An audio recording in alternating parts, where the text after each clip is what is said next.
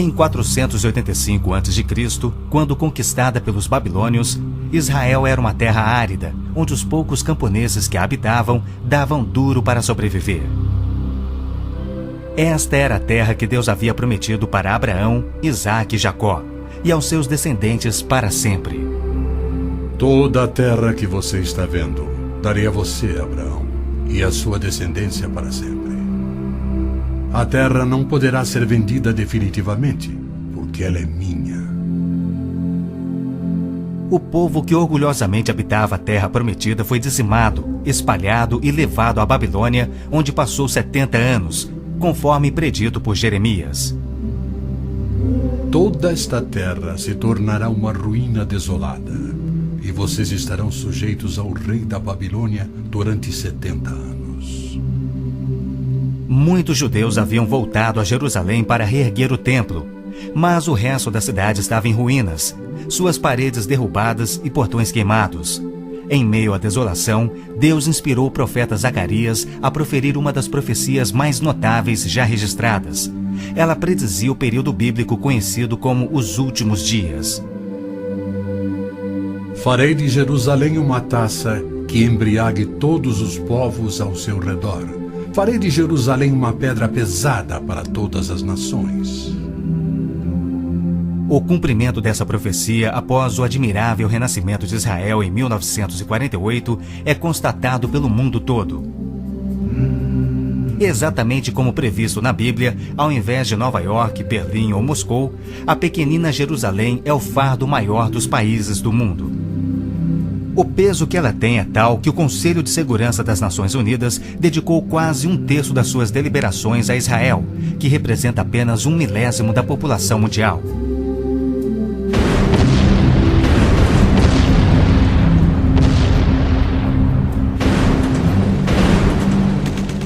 Jerusalém não seria o problema número 1 das Nações Unidas se a nação de Israel fosse facilmente intimidada, mas os seus militares são os melhores do mundo. Naquele dia farei que os líderes de Judá sejam semelhantes a um braseiro. Eles consumirão todos os povos ao redor. O Senhor protegerá os que vivem em Jerusalém.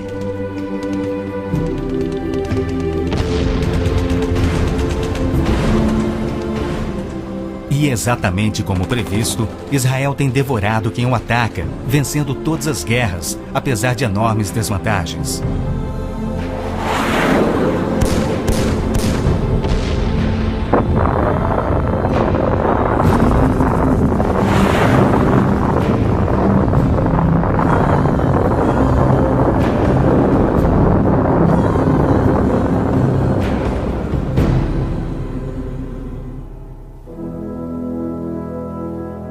O anjo Gabriel revelou a Daniel que Jerusalém seria reconstruída e que após 483 anos viria o Messias. E que seu próprio povo, o povo de Israel, o rejeitaria e o crucificaria. Que a cidade e o templo ficariam outra vez em ruínas. E foi assim que aconteceu. Depois o ungido será morto e já não haverá lugar para ele. A cidade e o lugar santo, o templo, serão destruídos pelo povo do governante que virá.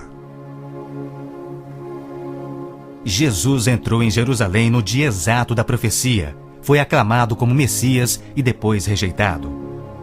Jesus mesmo profetizou: Eu lhes garanto que não ficará aqui pedra sobre pedra, serão todas derrubadas.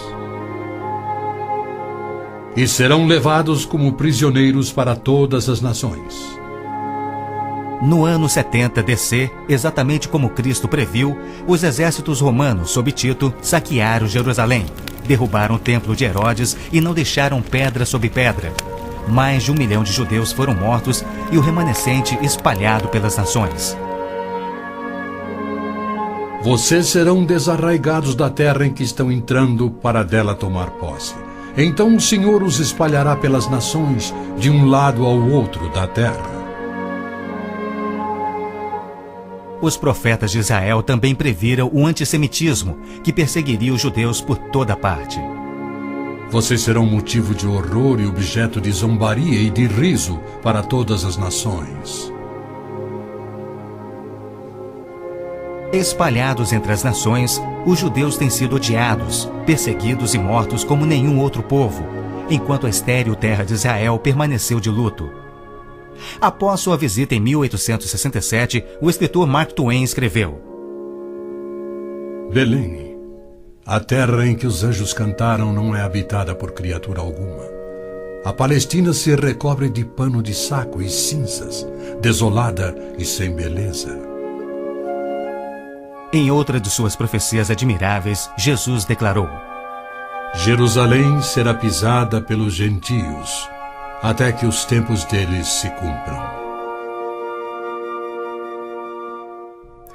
Jerusalém foi disputada por todos os grandes povos da história.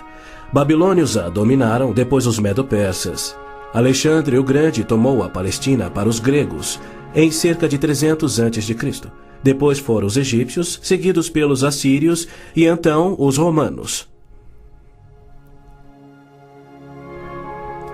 Invasores islâmicos se apoderaram dela, mas foram depostos nas cruzadas. Mais tarde, os mamelucos islâmicos do Egito a tomaram.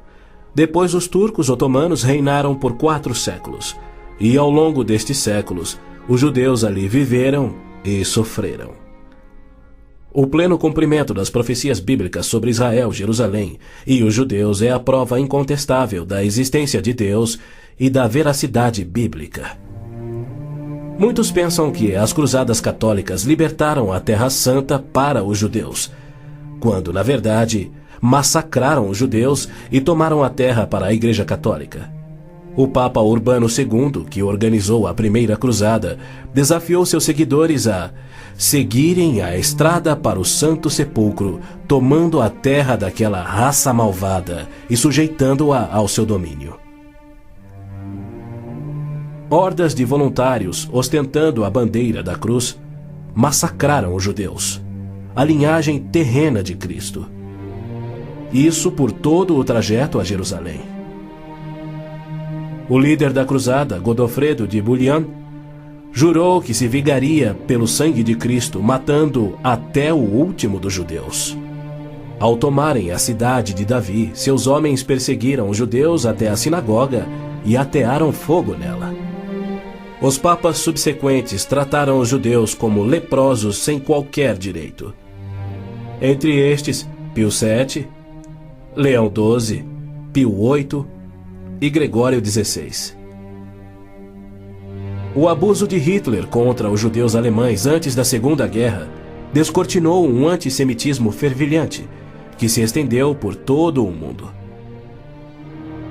Ao navio transatlântico St. Louis, abarrotado com 1.100 refugiados judeus, foi negado acesso a todos os portos nas Américas do Sul, Central e do Norte. 700 destes tinham vistos de imigração para os Estados Unidos, porém o presidente Roosevelt os enviou de volta para morrerem nos fornos de Hitler.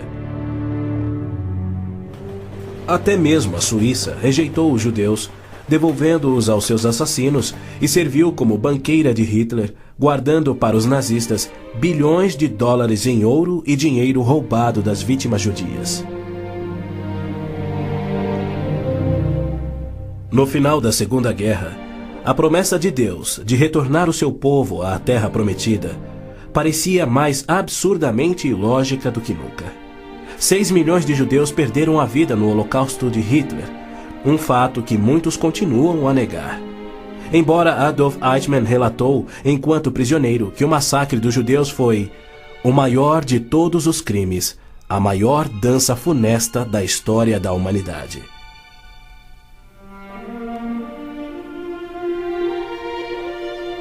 E o mais incrível é que, após a guerra, centenas dos esqueléticos sobreviventes, libertados dos campos de extermínio, foram mortos em toda a Europa. Porém, Deus não esquecera das suas promessas.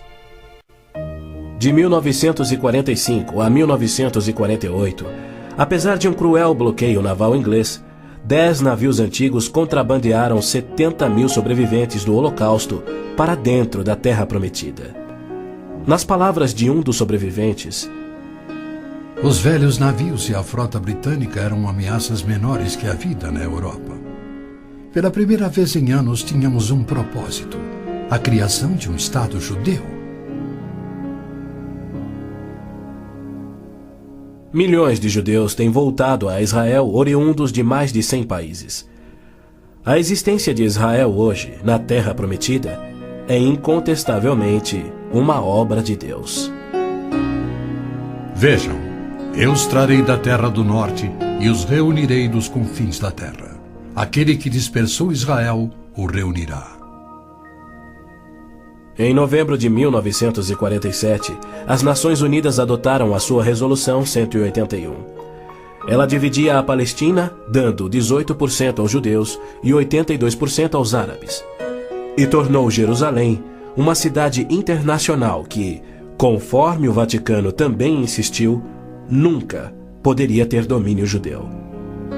O mundo árabe rejeitou esta resolução e exigiu toda a Palestina. Até hoje, nenhum mapa árabe admite a existência de Israel.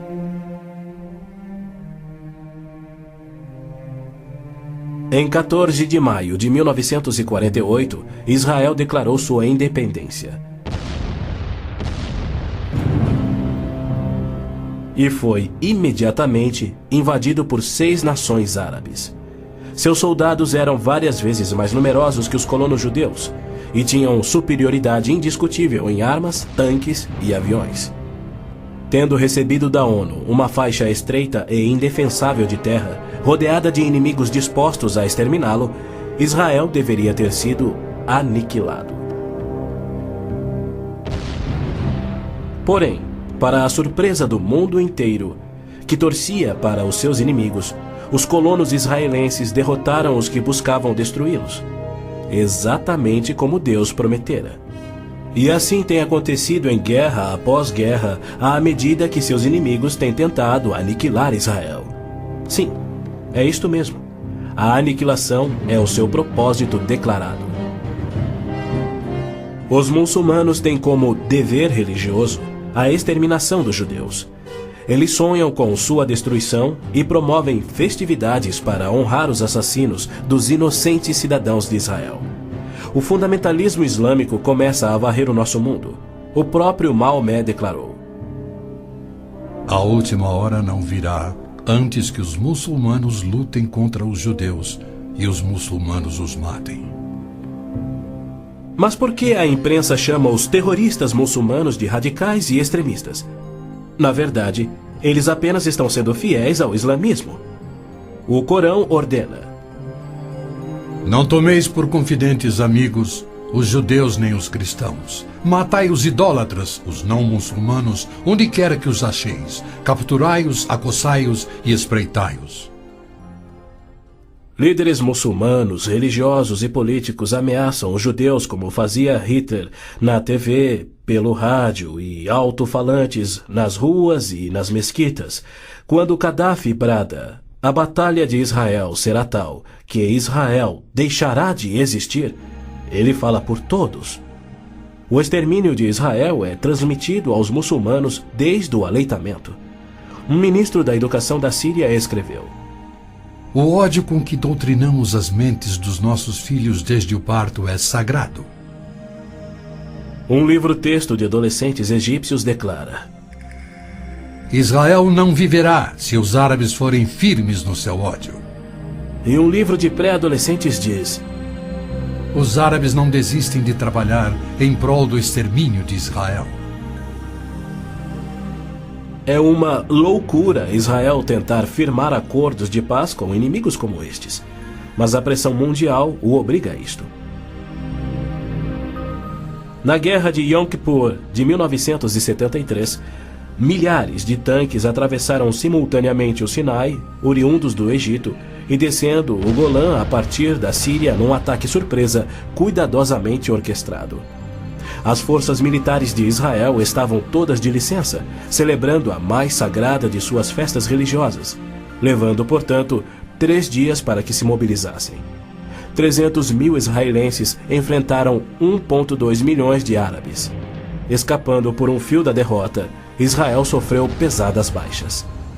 Mas, em cumprimento incontestável da admirável profecia de Zacarias, de que as tropas judias seriam como fogo que consumiria as nações vizinhas, Israel expulsou os seus inimigos. Em retaliação por ter se defendido, 61 nações romperam relações diplomáticas com Israel, enquanto nenhuma nação repreendeu os árabes por seu ataque surpresa. Este tenso e custoso estado de alerta de Israel tem sido manipulado de modo a acusá-lo de perpetrador de violência infundada contra vizinhos amantes da paz. O antissemitismo é uma força motriz da mídia mundial, que é muito influenciada pelo dinheiro do petróleo. Não se veicula nenhuma crítica aos árabes e suas repetidas ameaças de extinção de Israel. Quando Israel deportou 400 terroristas do Hamas e do Jihad Islâmico por terem matado e mutilado centenas de seus civis, foi criticado pela mídia internacional e censurado pelas Nações Unidas. Mas quando o Kuwait deportou 300 mil palestinos, em sua maioria civis inocentes, a mídia fez pouco caso e as Nações Unidas ignoraram o fato. As Nações Unidas são flagrantemente pró-árabes e contra Israel. As chamadas Forças de Paz das Nações Unidas no Líbano abrigaram terroristas da OLP, ofereceram suas instalações para treinar terroristas, forneceram equipamento militar e auxiliaram as equipes de terroristas a caminho de atacarem Israel. Quando Israel se viu pressionado a ponto de invadir o sul do Líbano para expulsar a OLP, descobriu na área das Nações Unidas estoques suficientes de armamentos para sustentarem uma invasão de 1 milhão de homens. E a maioria, incrivelmente, era avançada demais para ser operada pela OLP e era obviamente destinada a uma invasão soviética. A ONU já condenou Israel mais de 370 vezes por ter se defendido, porém nunca condenou os terroristas ou os seus agressores. 2 anos após a Olimpíada de Munique, em que a OLP assassinou 11 atletas israelenses, Arafat, o seu líder, foi convidado para falar na Assembleia Geral da ONU. E foi recebido como herói, embora clamasse pela extinção de Israel. O então secretário-geral da ONU, Boutros Ghali, declarou: Os judeus devem abrir mão de sua condição de nação e do Estado de Israel para serem assimilados como uma comunidade do mundo árabe. O Domo da Rocha, no cume do Monte Moriá, está situado no coração de Jerusalém. Esta edificação de 141 mil metros quadrados inspira paixões tão explosivas que pode ser o estopim da Terceira Guerra Mundial a qualquer instante. Foi ali que Abraão obedientemente construiu um altar e colocou sobre ele o seu filho Isaque, disposto a oferecê-lo como sacrifício a Deus. Mas Deus o impediu e proveu um carneiro para substituir a Isaque. 900 anos mais tarde, há cerca de 3.000 anos, o rei Davi comprou aquele terreno santo de Araúna, o Jebuseu, para poder edificar ali um altar a seu Deus. E foi ali que Salomão construiu o primeiro templo. Do templo judeu, destruído por 2 vezes, não resta nada. Em seu lugar se ergue o Domo da Rocha, um imenso monumento ao deus islâmico da lua, o antissemita Alá.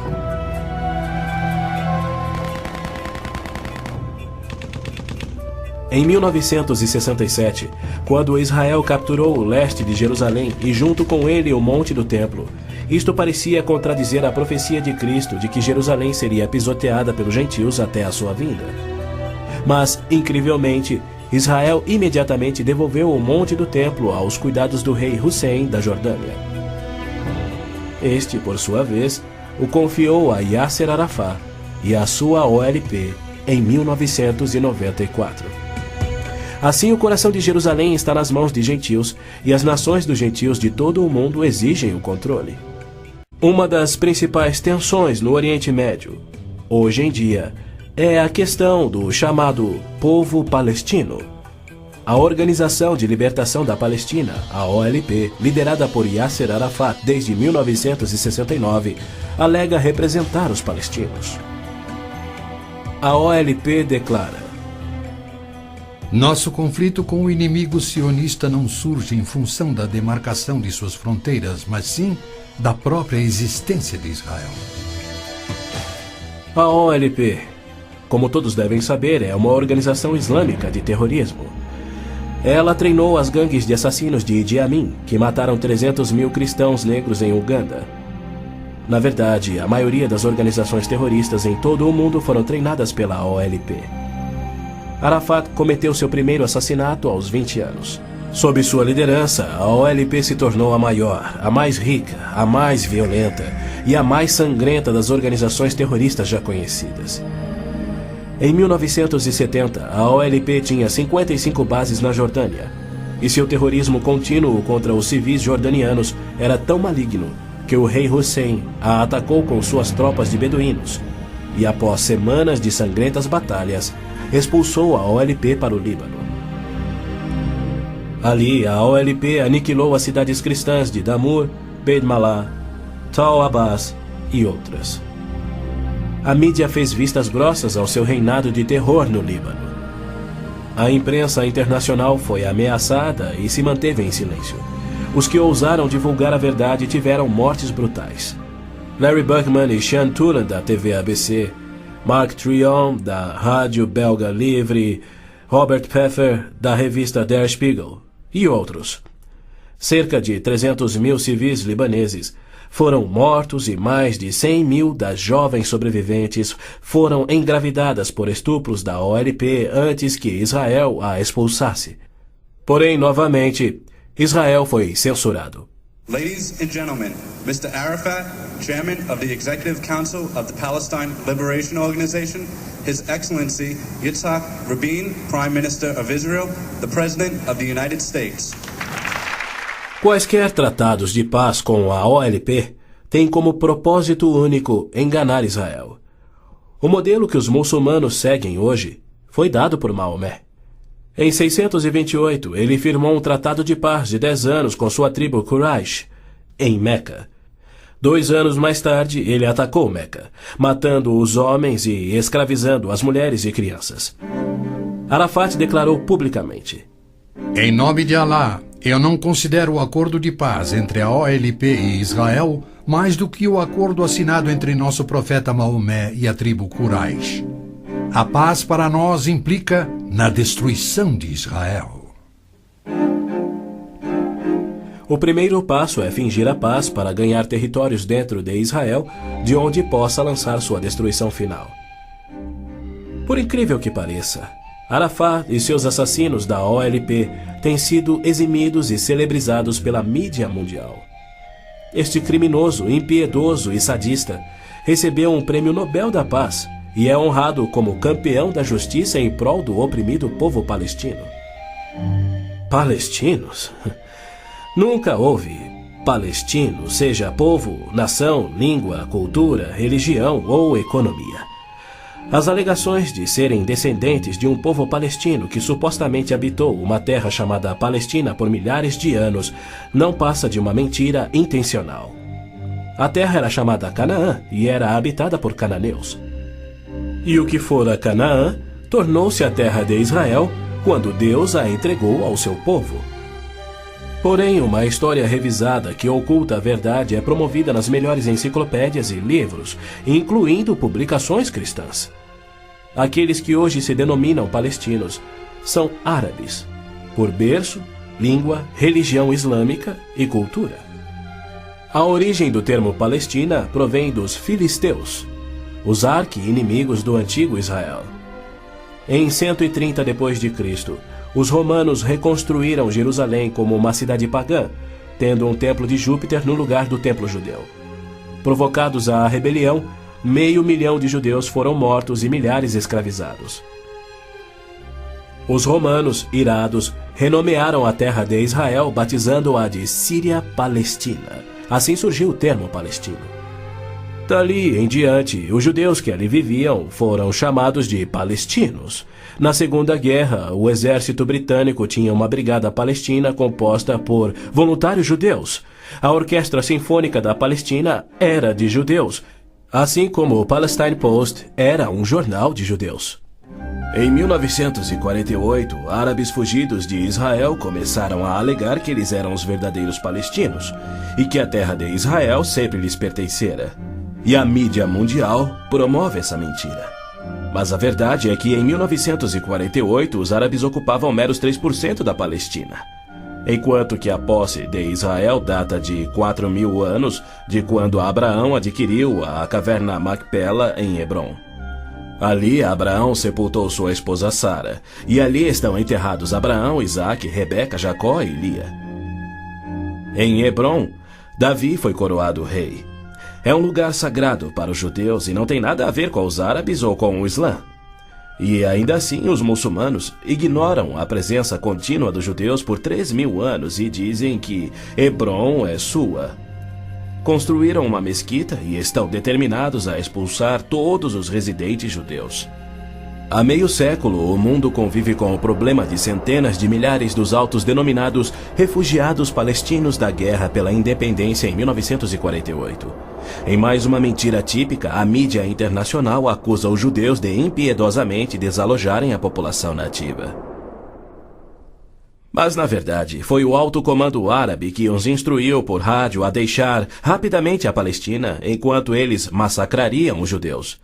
Uns 350.000 fugiram. Muitos ficaram. Os que ficaram hoje são cidadãos israelenses e atualmente compõem uns 16% do eleitorado de Israel. A Jordânia anexou o território palestino designado pela ONU, expeliu todos os judeus, destruiu as sinagogas judaicas e renomeou de margem ocidental as terras conhecidas por Judeia e Samaria desde os tempos bíblicos. Apesar dos milhões de dólares em jazidas de petróleo e uma área terrestre 700 vezes maior do que a de Israel, as nações árabes se recusam a aceitar quaisquer refugiados de 48 e a dar-lhes vida normal.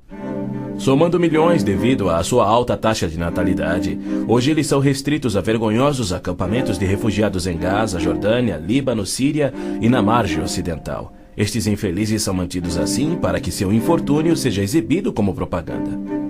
Por outro lado, o recém-formado Estado de Israel, cuja população somava 600.000, absorveu rapidamente 820.000 refugiados judeus que fugiam das terras árabes, onde por 13 séculos, desde o advento do islamismo, eram sujeitados a surras e cusparadas nas ruas e mercados. Centenas foram brutalizados ou mortos pelos muçulmanos em surtos imprevisíveis de violência e tiveram suas posses confiscadas. O renascer de Israel propiciou um refúgio acolhedor para o qual fugiram. Israel já assimilou milhões de imigrantes. Mais de 1 milhão de refugiados ficaram sob o domínio de Israel nos acampamentos em 1967, na Guerra dos 6 Dias. Israel lhes oferece terras estatais, eletricidade, água, esgoto, pavimentação e escolas, e já construiu 9 complexos residenciais para abrigar 10.000 famílias. As nações árabes, incrivelmente, se opõem ao auxílio que Israel oferece aos seus refugiados. Ainda mais incrível é que as Nações Unidas adotam anualmente as seguintes surpreendentes resoluções. A Assembleia Geral exige que Israel desista da reintegração dos palestinos na faixa de Gaza. A Assembleia Geral conclama novamente a Israel para que se retraia de quaisquer ações destinadas à reintegração dos refugiados palestinos na margem ocidental. Se formos analisar a história, Jerusalém sempre foi a capital de Israel e seus reis. Hoje em dia, cedia ao seu parlamento. Porém, embaixadas estrangeiras se situam em outros pontos. Segundo o ministro das Relações Exteriores do Vaticano, em visita a Israel em 98, a presença de Israel no lado oriental de Jerusalém constituía uma ocupação ilegal. Em março de 1999, Israel foi advertido que a União Europeia não reconhecia a sua soberania sobre Jerusalém. Numa bula papal do Jubileu de 2000, o Papa João Paulo II rejeitou novamente a soberania israelense sobre Jerusalém. Em fevereiro de 2000, o Vaticano assinou um acordo com a OLP no qual se pedia garantias internacionais de que Jerusalém fosse mantida sob controle internacional. Os maiores inimigos de Israel são o Islã e o catolicismo romano. João Paulo II tem calorosamente recebido o fascínora Yasser Arafat diversas vezes, até mesmo quando estava no auge de sua carreira como um dos assassinos e criminosos mais notórios do mundo. É claro que João Paulo II tem piamente condenado o antissemitismo, como lhe cabe fazer. Porém, ele se limita a se desculpar por atos cometidos por filhos e filhas da Igreja. E ele nunca, jamais, admitiu que os judeus e evangélicos martirizados na Inquisição o foram por política oficial da Igreja e seus papas. Roma insiste até em nossos dias que os católicos e não os judeus são o povo escolhido por Deus. Por exemplo, em 1928, um decreto do Vaticano se referia aos judeus como povo anteriormente escolhido por Deus. Em 1965, o Segundo Concílio do Vaticano declarou: a Igreja constitui o novo povo de Deus. A Roma Católica se denomina a Cidade Santa, a Cidade de Deus, a Cidade Eterna, títulos que Deus deu a Jerusalém. O interessante é que, ao invés de repreender Arafat por sua paixão por aniquilar Israel e suas crenças islâmicas anticristãs, o Papa aceitou seu convite para estar com ele em Jerusalém, celebrando a quem chamou de o nosso Jesus Cristo, entre aspas. Nosso Jesus Cristo? Segundo Arafat, Jesus foi um palestino que lutava contra Israel por sua liberdade, e o Papa apenas sorriu e o abençoou.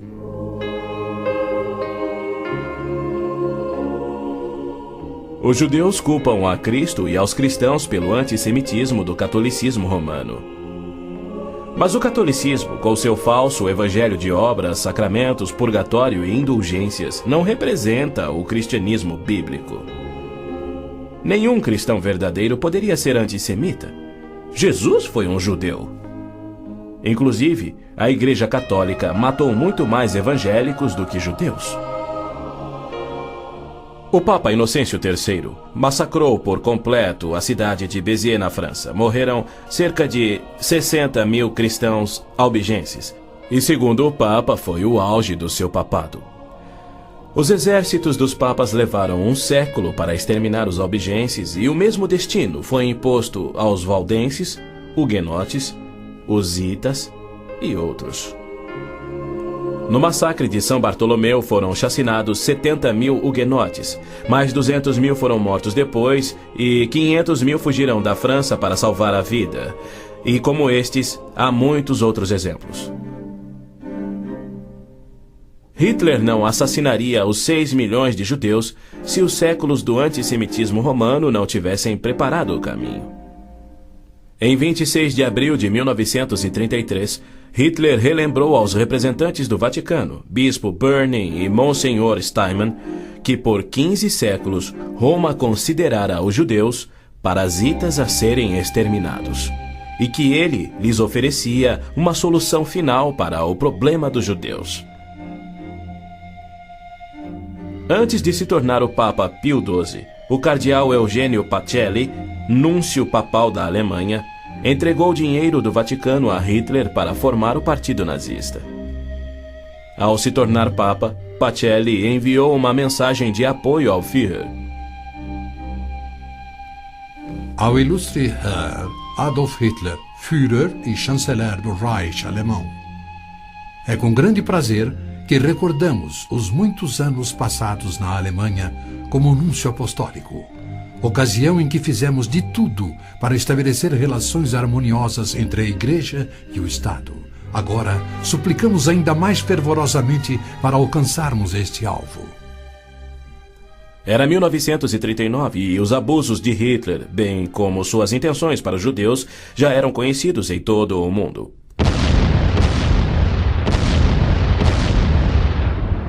Foi em janeiro daquele ano que Hitler declarou que a guerra resultaria na, abre aspas, exterminação da raça judaica, fecha aspas. Die Völker noch einmal in einen Weltkrieg zu stürzen, dann wird das Ergebnis nicht der Sieg des Judentums sein, sondern die Vernichtung der jüdischen Rasse in Europa.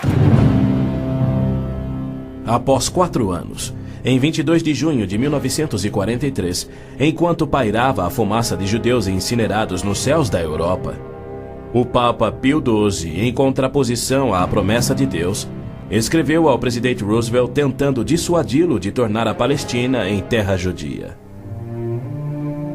Não existe precedente histórico para justificar o regresso de um povo a uma terra deixada 19 séculos antes. Se os hebreus desejam um lar, não seria muito difícil encontrar um território que lhes sirva melhor que a Palestina. Com o aumento da população judaica naquela região, graves novos problemas surgiriam. Sem precedente histórico, Deus o havia prometido. Pio XII nunca condenou o Holocausto em público. Tampouco buscou dissuadir Hitler do seu intento de aniquilar os judeus. Porém, ele se manifestou, de forma bem enfática, contra o regresso dos judeus à terra de Israel, que Deus lhes dera como herança eterna. Do mesmo modo, Pio X declarou em 1904: Não podemos reconhecer os judeus como povo. Em 1919, o cardeal Pietro Gasparri, secretário de Estado do Vaticano, escreveu: O perigo que mais nos amedronta é o da criação de um Estado judaico na Palestina.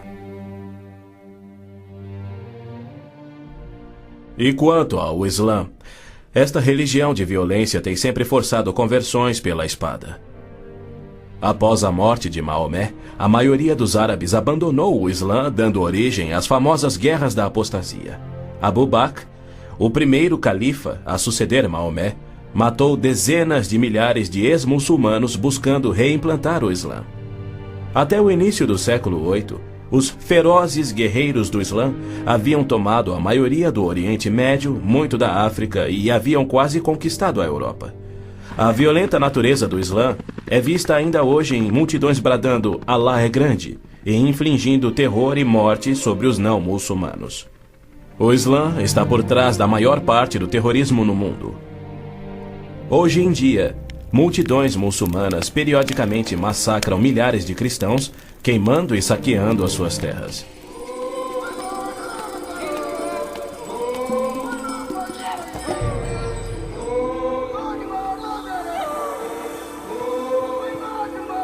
No sul do Sudão, milhões de cristãos negros estão sendo privados de alimento, escravizados e até mortos pelo governo islâmico do norte. É verdade que os judeus foram mortos durante as cruzadas, mas isso foi contra o ensinamento de Cristo e seu divino exemplo. Já os terroristas muçulmanos matam como forma de obediência a Allah, em obediência ao Corão e ao ensino e exemplo de Maomé. Qualquer estudioso muçulmano concordará ser o dever sagrado de todo muçulmano em todas as eras praticar guerra santa o quanto for possível para forçar o mundo inteiro à submissão ao Islã. O Corão mantém mais de 100 versículos sobre lutar e matar neste propósito. Porém, a mídia internacional insiste em descrever o Islã como religião pacífica. Tony Blair, o premier britânico, classificou o Islã dizendo ser sinônimo da paz, tolerância, além de uma força para o bem. Muitos políticos de destaque no Ocidente têm elogiado o Islã e seus caminhos pacíficos, e líderes religiosos também.